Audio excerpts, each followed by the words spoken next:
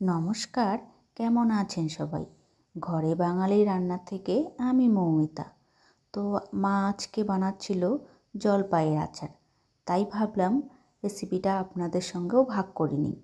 তো মা প্রথমে জলপাইগুলোকে ভালো করে ধুয়ে কেটে নুন হলুদ দিয়ে 2 দিন ভালো করে শুকিয়ে নিয়েছিল। এরপর মা কড়াইতে গুড়টাকে ভালো করে জাল করে নিয়েছে, করে ওই আগের থেকে শুকিয়ে রাখা জলপাইগুলো মিশিয়ে দিয়েছে। অন্যদিকে মা মশলা করেছিল গোলমরিচ আর মৌরি দুটো একসঙ্গে ভালো করে ভেজে শিলনোড়ায় ভালো করে গুঁড়ো করে নিয়েছিল। এই জলপাইয়ের আচারের রেসিপিটা খুব সাধারণ হলেও খেতে কিন্তু অসাধারণ হয়েছিল। আপনারা এভাবে একবার হলো ট্রাই করে দেখতে পারেন, ভালো লাগবে। যেহেতু আগের থেকেই জলপাইয়ের নুন লাগানো ছিল, তাই সব শেষে মা পরিমাণ মতো নুন দিয়ে দিল। আর এইভাবে জলপাইটাকে আগের থেকে শুকিয়ে আচারটা করলে অনেক দিন পর্যন্ত বলে সংরক্ষণ করা যায়।